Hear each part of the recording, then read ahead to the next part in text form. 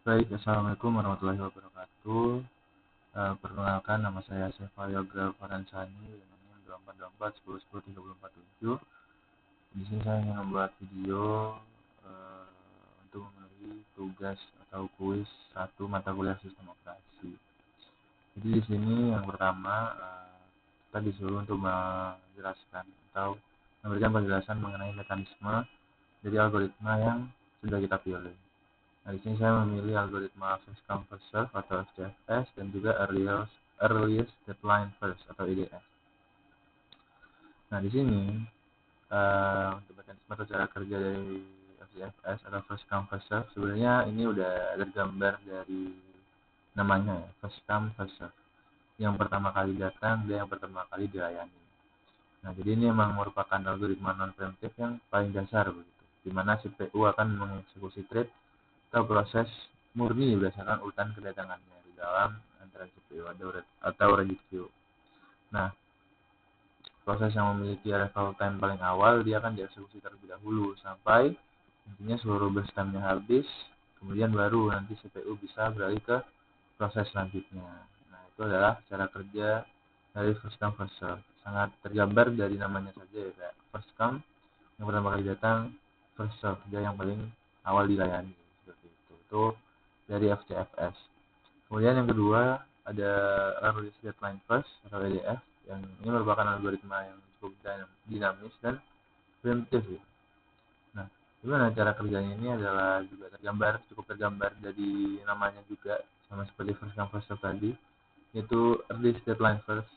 Ini dimana di algoritma ini dia akan memilih proses yang memiliki batas waktu atau deadline yang paling mendekati atau paling awal untuk dieksekusi terlebih dahulu.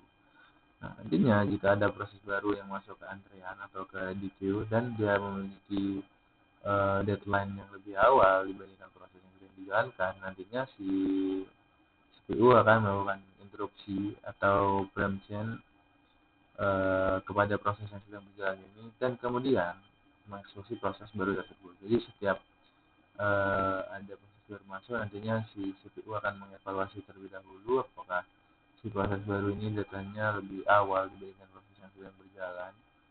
Kalau lebih awal, maka si prosesnya akan diinterupsi terlebih dahulu, akan di-cut, kemudian dijalankan proses yang baru tersebut sampai nantinya selesai dan baru proses yang sebelumnya itu dilanjutkan seperti itu.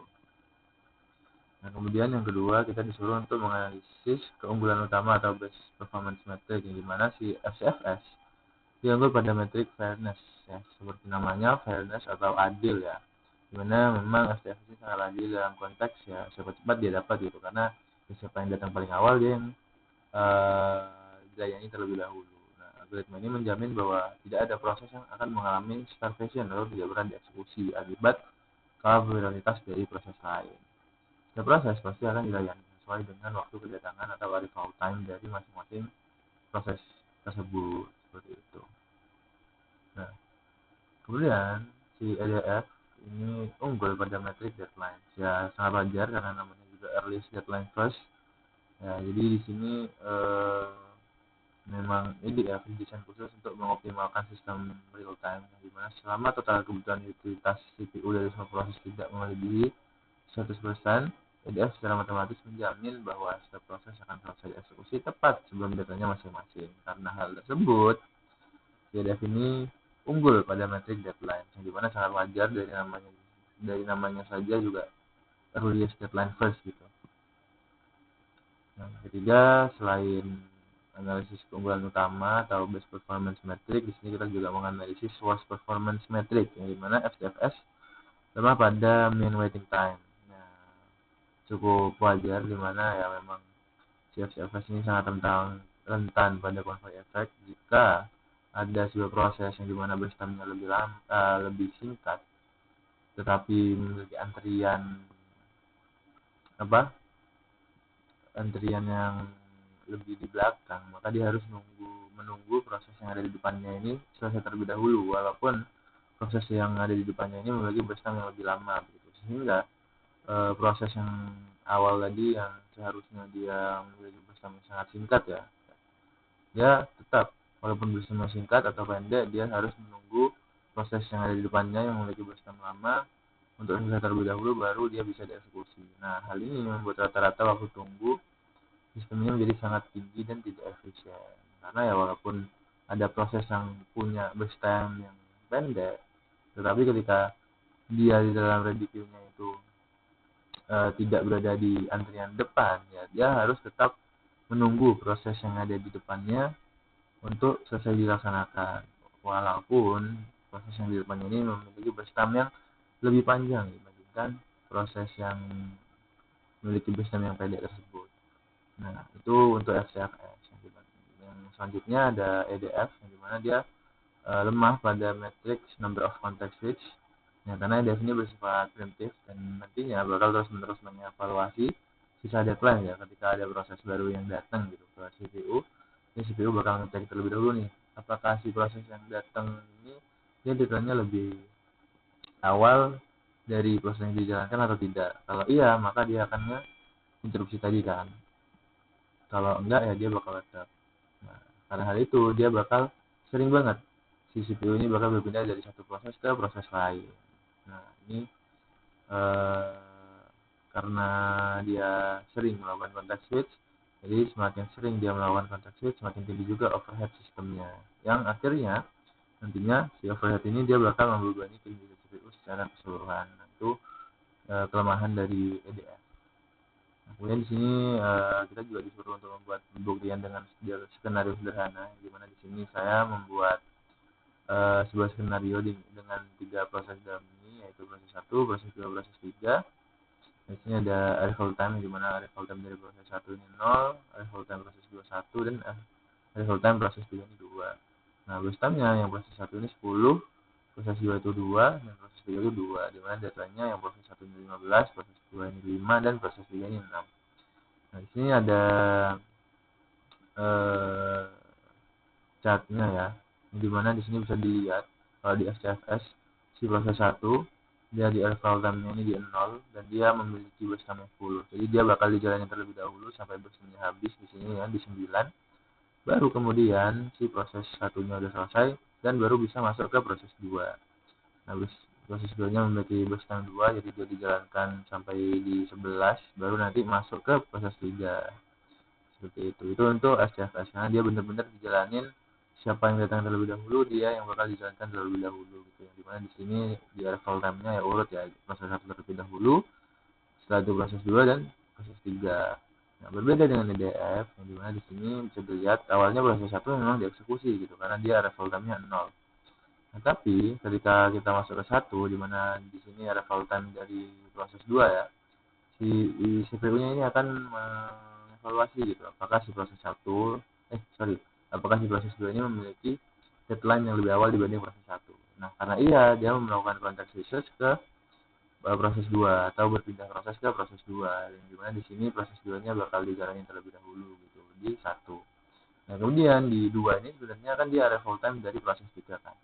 Nah, di sini sebenarnya juga dievaluasi terlebih dahulu apakah proses 3 ini yang baru datang dia datanya lebih awal atau enggak dari si proses 2. Nah, karena dia tidak lebih awal ya, jadi proses 2 bakal tetap dijalanin sampai sistemnya selesai. Baru nantinya dibandingkan kan proses 3 sama proses 1, si datanya ini lebih awal yang mana? Oh, proses 3. Jadinya setelah proses 2 selesai dijalankan, proses 3-nya yang dijalankan seperti itu. Baru setelah proses 3-nya selesai, sistemnya proses 1 dilanjutkan kembali begitu.